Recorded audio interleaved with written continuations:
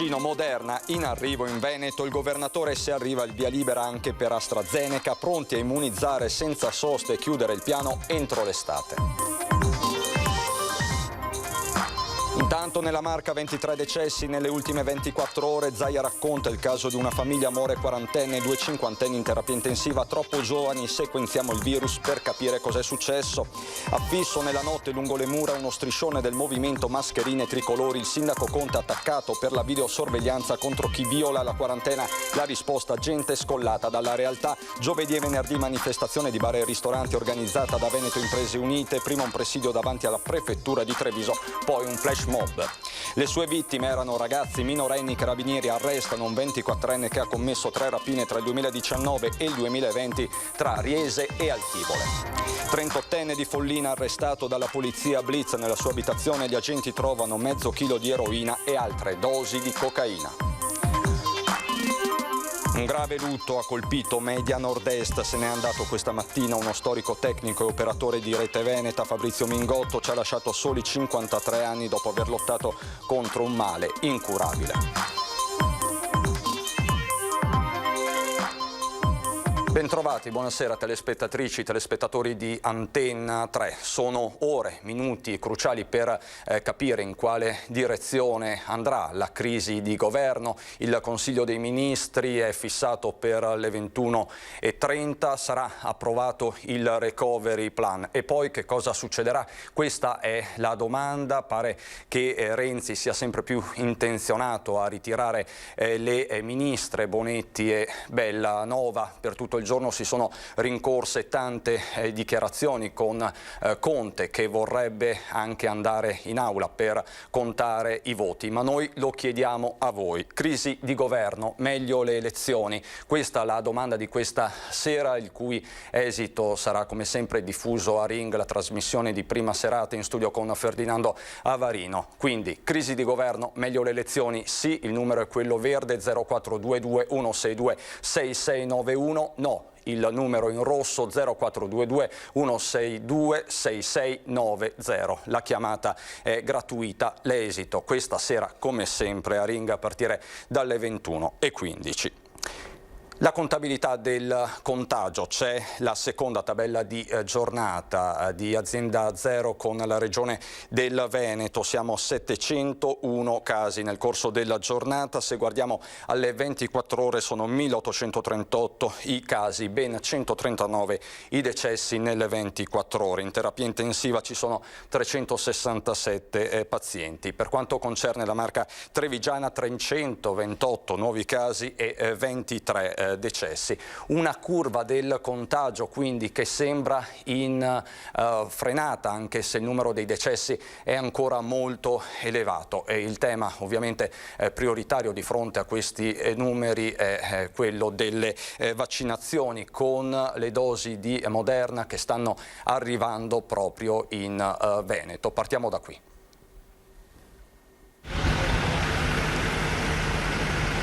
Sono arrivate questa mattina all'Istituto Superiore di Sanità a Roma le 47.000 dosi di vaccini Moderna che verranno distribuite alle regioni nelle prossime ore con i mezzi messi a disposizione da Poste Italiane. Sarà data priorità ai territori con un maggior numero di abitanti sopra gli 80 anni.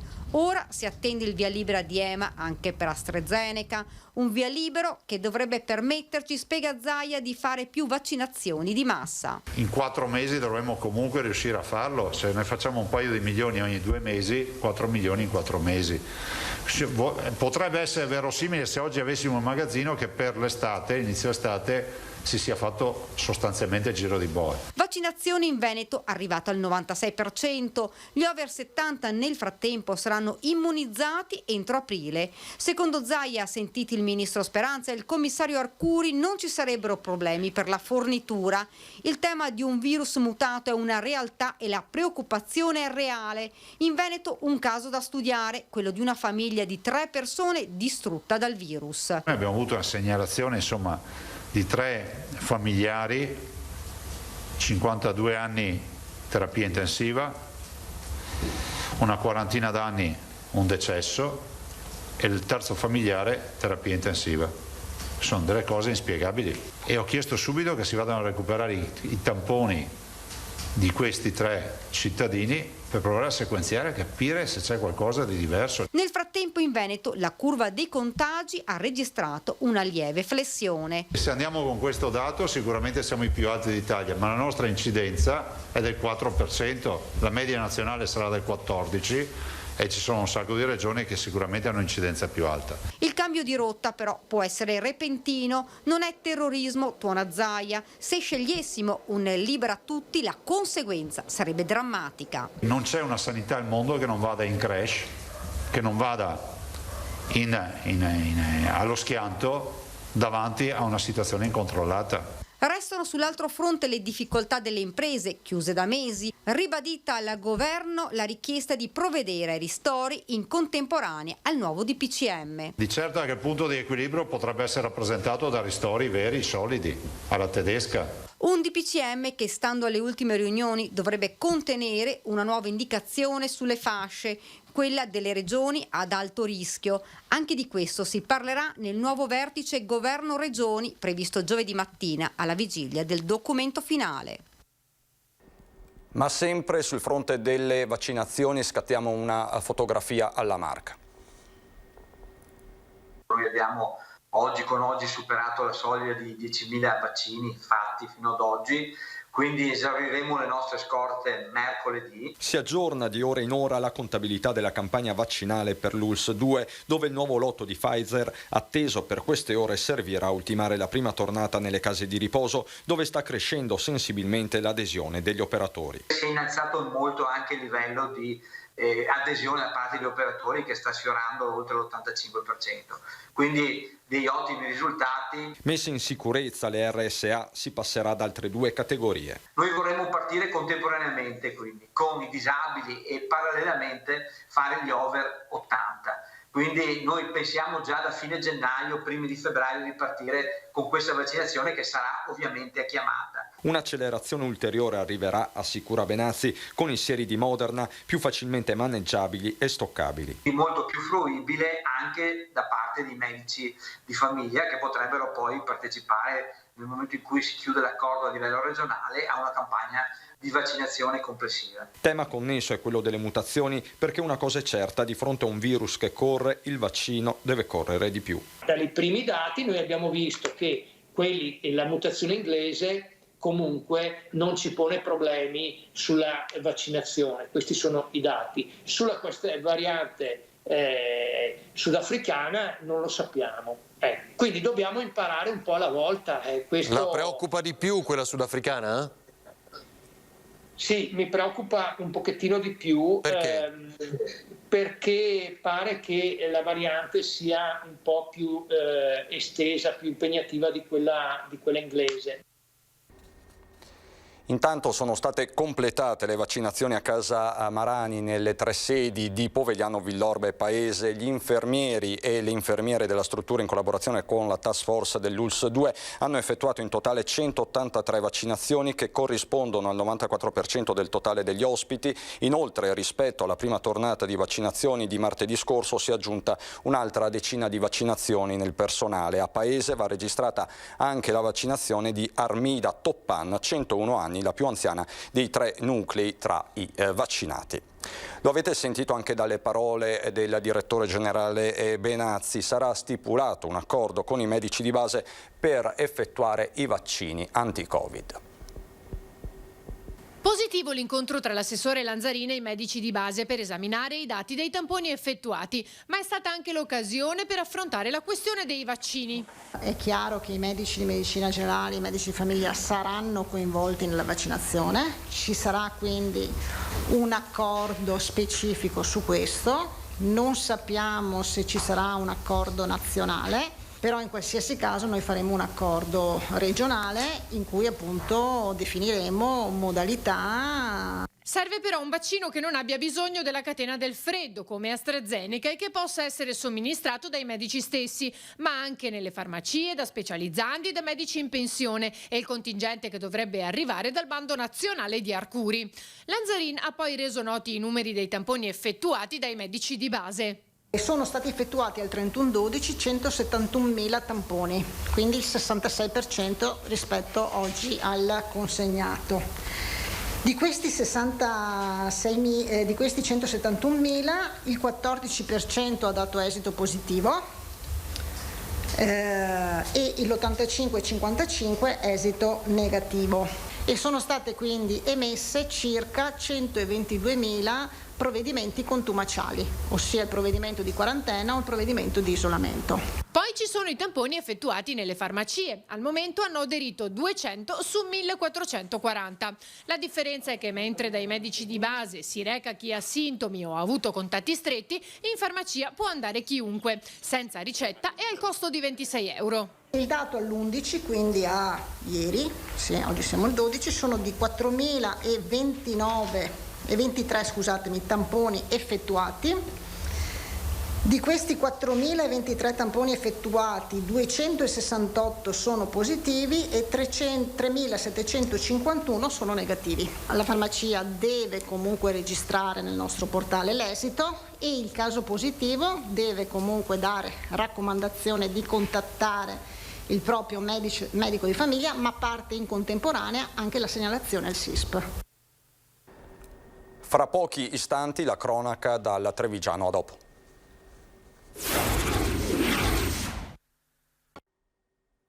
Subito a Treviso, dove il movimento Mascherine Tricolori ha affisso ieri sera uno striscione contro il sindaco Mario Conte, accusato di comportamenti al limite della dittatura. Pronta la risposta. Dittatura e manipolazione psicologica, questa è la novità di oggi. Francamente è tutto molto esagerato e tra l'altro non conosco nemmeno questo movimento Mascherine Tricolore. Così il sindaco Mario Conte replica il movimento Mascherine Tricolori, che la notte scorsa ha affisso sulle mura della città questo striscione con la scritta "Conte ti sta guardando", che fa riferimento alla frase di copertina "Il grande fratello ti sta guardando" del romanzo di George Orwell 1984. Non bastavano le restrizioni del governo, ci mancava il controllo totale del libero cittadino, che libero oramai non è più, scrive il movimento in un comunicato stampa. Cittadino che a parer suo evidentemente è diventato una delle cause principali dell'aumento dei contagi e che per questo deve perdere ogni diritto alla privacy, si legge ancora nella nota di Mascherine Tricolori. È evidente che sono scollati da quella che è la realtà dei fatti, sia da un punto di vista sanitario. Se da un lato è vero che stiamo vivendo una grande emergenza sanitaria, dall'altro però non possiamo tollerare in nessun modo che personaggi come il sindaco possano ergersi a fautori di situazioni al limite della dittatura, scrive poi il movimento, che punta il dito contro le telecamere di videosorveglianza utilizzate dalla polizia locale di Treviso anche per intercettare eventuali cittadini positivi che non rispettano la quarantena. Le videocamere di sorveglianza, quasi sempre richieste dai cittadini, vengono utilizzate per tanti scopi: per la sicurezza dei nostri cittadini, per tenere monitorato il territorio dalle persone che vengono all'interno del nostro territorio, e in questo caso è stato anche utilizzato per verificare se le persone positive qualche volta si spostassero dalle proprie abitazioni utilizzando l'autovettura. Sindaco che al movimento, al quale fa sapere che al momento i cittadini si sono comportati nel rispetto delle regole, dice: saranno controlli che continueranno fino a che questa emergenza sanitaria finirà. Conte interviene poi sulla vicenda della maestra delle scuole elementari Giovanni XXIII che, stando ad alunni e genitori, avrebbe avuto comportamenti negazionisti in classe. Mi pare di aver capito, oggi verificherò, che però quello di ieri fosse l'ultimo giorno e quindi credo e mi auspico che il problema sia risolto. C'è poi la partita economica, pronti a scendere in piazza, la mobilitazione, gli imprenditori di Veneto, Imprese Unite. 14 e 15 gennaio, giorni nei quali verranno definite le misure anti-Covid da inserire nel nuovo DPCM, date scelte dall'Associazione Veneto Imprese Unite per due manifestazioni che prendono vita dopo una lettera inviata a tutte le prefetture del Veneto chiedendo spiegazioni sui provvedimenti che riguardano la fascia gialla, in particolare la possibilità per i pubblici esercizi di tenere aperto, ma solo a pranzo. Se è sicuro stare aperti a pranzo, perché non è sicuro stare aperti a cena, e quindi chiediamo l'evidenza scientifica al governo.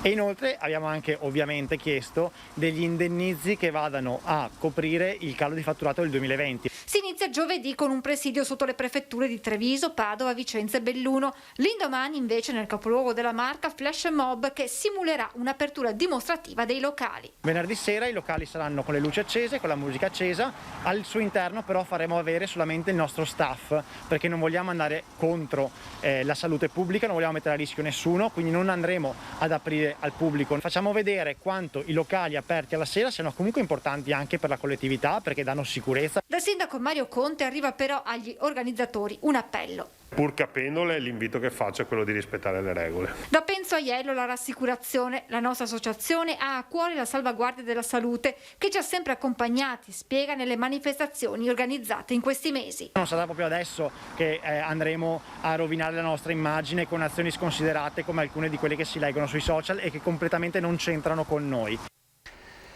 C'è poi il commercio ambulante, sempre più alle strette.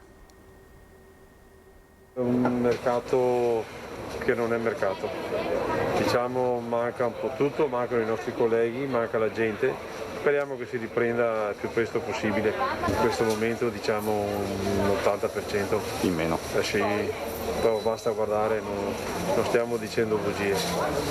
Fissano un meno 80% i pochi ambulanti rimasti in un piazzale burchiellati per lo più deserto e presidiato tra le bancarelle, pochi clienti e umore basso. Molto tristi, impauriti, hanno paura, ma c'è solo da sperare in un cambiamento. Un disastro, è peccato che sia così, purtroppo sicuro. Però bisogna. Sì, anche per prendere un po' d'aria, un po' di cose. Col mangiare bisogna e il resto speriamo che passi. Qualcuno però chiede di riaprire in sicurezza, ma riaprire. Non possiamo andare avanti così, è chiuso un giorno rosso, un giorno rosa, un giorno arancione. Bisogna che ci mettiamo noi personalmente un po' di coscienza. Allora, ci sono i volontari che possono aiutare la gente di controllare e di stare in distanza, però bisogna riaprire. A proposito di volontari, anche qui c'è stanchezza, non tutti comprendono ancora i limiti. Distanziamenti, no biciclette, mascherine sopra il naso, purtroppo non seguono queste norme. E c'è chi si lamenta. Soprattutto si lamentano perché siamo noi a imporre certe regole, invece sono regole che dobbiamo adottare tutti i giorni. Per la cronaca, un 38enne di Follina è stato arrestato dalla polizia con l'accusa di detenzione ai fini di spaccio di sostanze stupefacenti in seguito al ritrovamento nella sua abitazione di più di mezzo chilo di eroina e quantitativi minori di cocaina. Nella casa sono stati rinvenuti anche strumenti utilizzati per il confezionamento delle dosi e 2.500 euro in contanti. Nell'operazione è stato denunciato anche un presunto complice residente in un comune vicino. Intanto la stazione dei Carabinieri di Riese Pio X, al termine di un'articolata indagine, ha dato esecuzione ad un'ordinanza di custodia cautelare agli arresti domiciliari emessa dal GIP del Tribunale di Treviso nei confronti di un 24enne cittadino italiano di Altivole, responsabile di 3 distinte rapine commesse ai danni di minori tra Riese Pio X e Altivole, e questo tra i mesi di dicembre 2019 e agosto 2020. Il primo reato è avvenuto il 31 dicembre 2019 a Riese, quando uno studente sedicenne, dopo essere stato minacciato, è stato derubato di 200 euro, copione analogo negli altri 2 casi ad Altivole. Il 24enne ora si trova quindi agli arresti domiciliari. Ancora per la cronaca, 3 persone denunciate dai Carabinieri per furti messi a segno a Oderzo e Vidor. Si erano introdotte ieri nell'abitazione di una 50enne di Oderzo mentre la donna non era in casa e così indisturbate avevano potuto girare tra le stanze, allontanandosi alla fine con 2 paia di orecchini. Ma quelle 2 ragazze non sono passate inosservate e una vicina della vittima, insospettita dalla loro presenza, ha dato l'allarme chiamando i Carabinieri. Il tempestivo intervento di una pattuglia ha consentito di bloccare le 2 di 21 e 27 anni senza fissa dimora e gravate da precedenti di polizia che sono state denunciate per furto in abitazione, mentre i gioielli sono stati restituiti alla proprietaria. Altro furto, questa volta messo a segno lo scorso 3 ottobre ai danni di un salone di parrucchiere di Vidor. In quell'occasione un 38enne della zona, approfittando di un momento di disattenzione del titolare, gli aveva portato via dal portafoglio 250 euro prima di allontanarsi facendo perdere le proprie tracce. Immediatamente erano scattate le indagini dei carabinieri di Col San Martino, che sono risaliti al responsabile, ora denunciato per furto aggravato. Lutto nel mondo dello sport e dell'imprenditoria trevigiana per la morte di Nisio Lenzini. Guidò la Lenzini SRL, già rettifiche venete, azienda trevigiana nata nel 1978 e attiva nel settore metalmeccanico. Nell'agosto 2013 fu designato come nuovo presidente del Treviso Calcio dopo il difficile salvataggio della squadra biancoceleste della stessa estate, un ruolo che lasciò 3 mesi dopo per motivi di salute. Andiamo adesso a Belluno.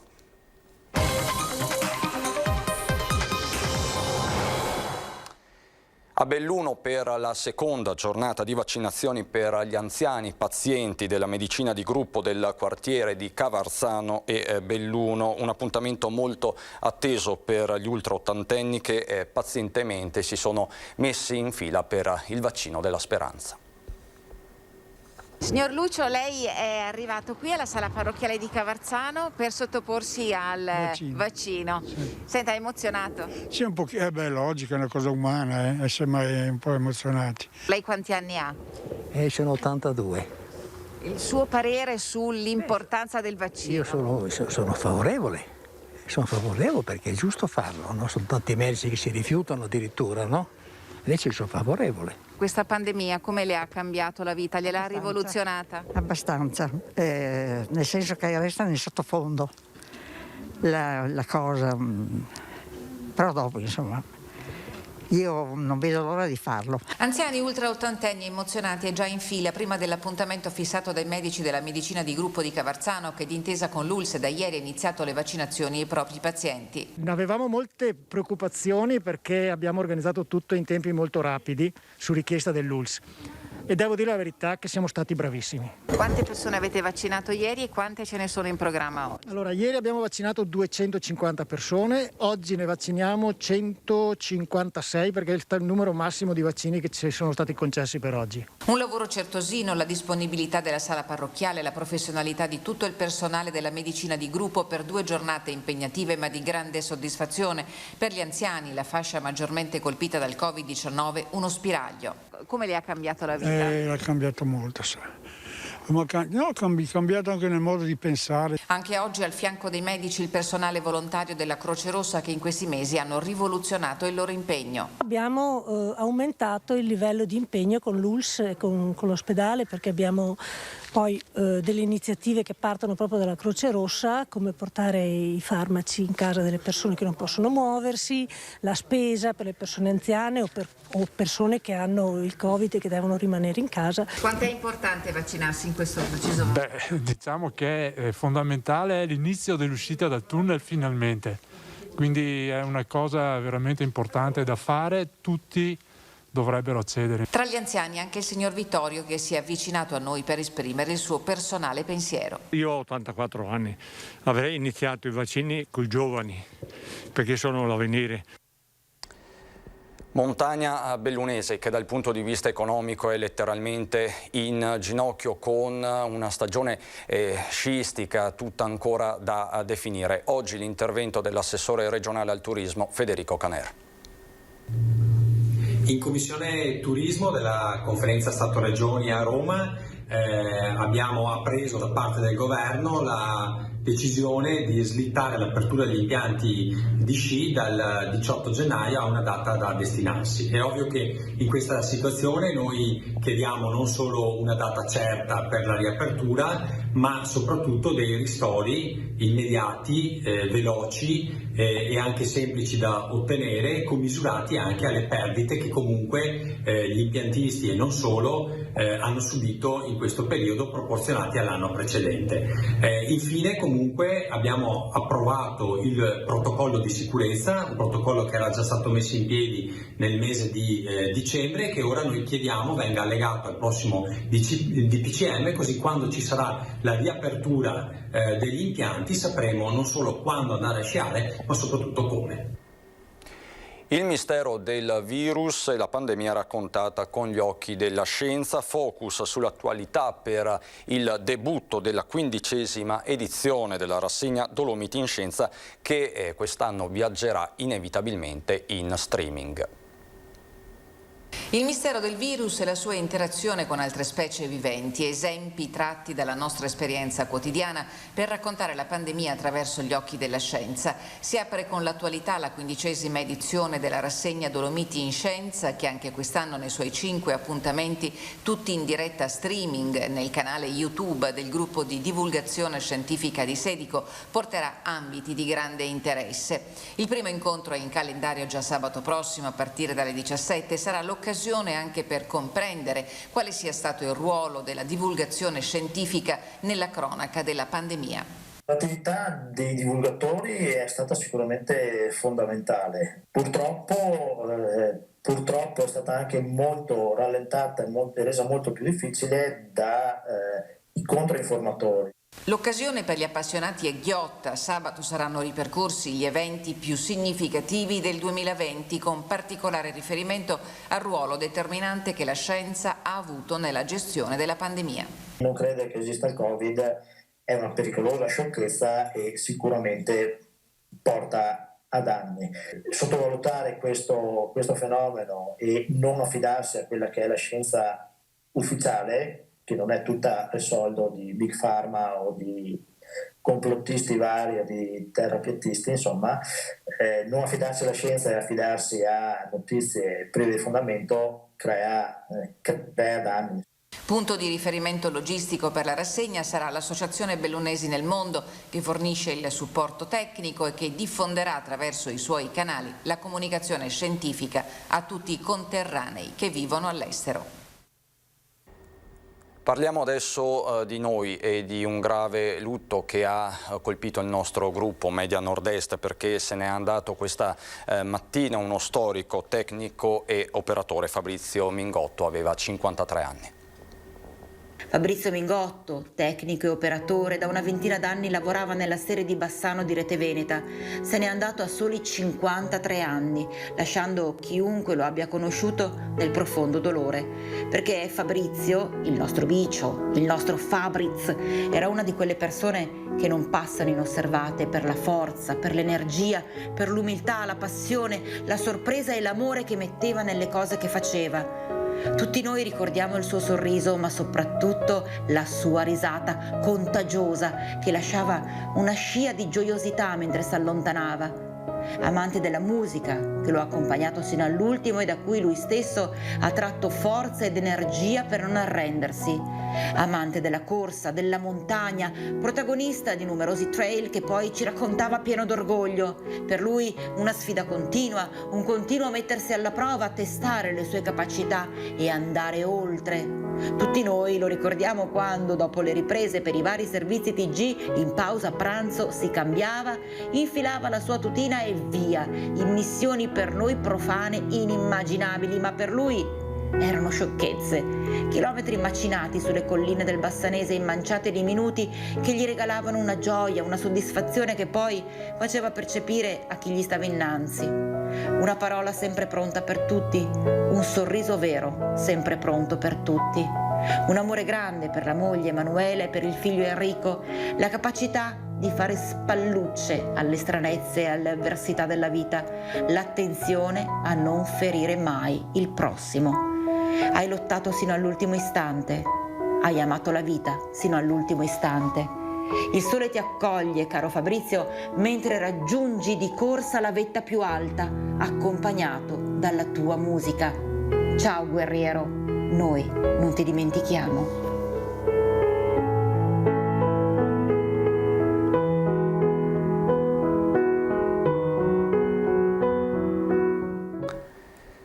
Questo quindi il nostro ricordo di Fabrizio. Questa sera a Ring, a partire dalle 21:15, in studio con Ferdinando Avarino, Ettore Rosato, vicepresidente della Camera e coordinatore nazionale di Italia Viva, Alessandro Luigi Bisato, segretario del Partito Democratico Veneto, l'onorevole Gian Antonio D'Arè, europarlamentare della Lega, Luca De Carlo, senatore di Fratelli d'Italia e coordinatore regionale del partito di Meloni, Marco Bonet, giornalista, collega del Corriere del Veneto. Saranno loro i protagonisti di Ring questa sera, lo ripeto, alle 21:15 qui su Antenna 3. Nelle ore in cui a Roma si terrà il Consiglio dei Ministri chiamato ad approvare il Recovery Plan. Tutti gli occhi della stampa nazionale non solo sono puntati su questo evento, perché si potrebbe consumare definitivamente lo strappo invocato più volte anche nelle ultime ore dai renziani, da Renzi in particolare. La stessa ANSA così titola in questo momento: Conte, Renzi, l'ultimo atto dopo recovery, lo spettro è quello della crisi, e noi lo stiamo chiedendo a voi, vi stiamo chiedendo come sempre la vostra opinione. Crisi di governo, meglio le elezioni? Sì, se la vostra risposta è sì, il numero è quello verde, 0422 1626 691, se no non ci devono essere le elezioni, il numero è quello rosso, 0422 1626 690. La chiamata, ve lo ricordo, è totalmente gratuita. Se sentite occupato non preoccupatevi, perché il nostro cervellone centrale registra appunto le vostre risposte. L'esito quindi questa sera a Ring a partire dalle 21:15. Non ci sono aggiornamenti particolari dell'ultima ora da Treviso e Belluno, e quindi tutto. Vi ringrazio per l'attenzione. Adesso le previsioni del tempo. Buon proseguimento di serata.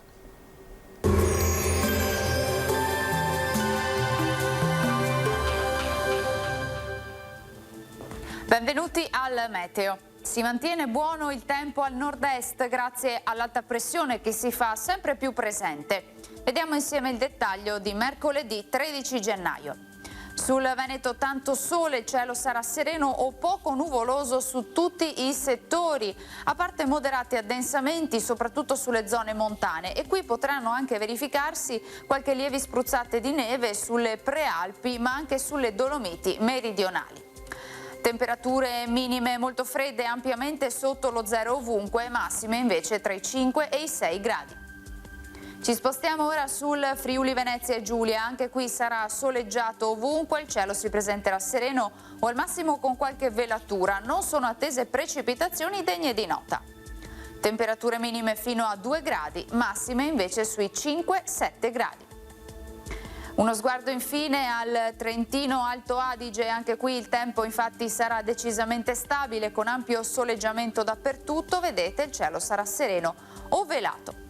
Temperature minime di qualche grado sotto lo zero, massime invece sui 5 gradi. Dal meteo per ora è tutto, vi auguro come sempre un buon proseguimento in compagnia di Antenna 3.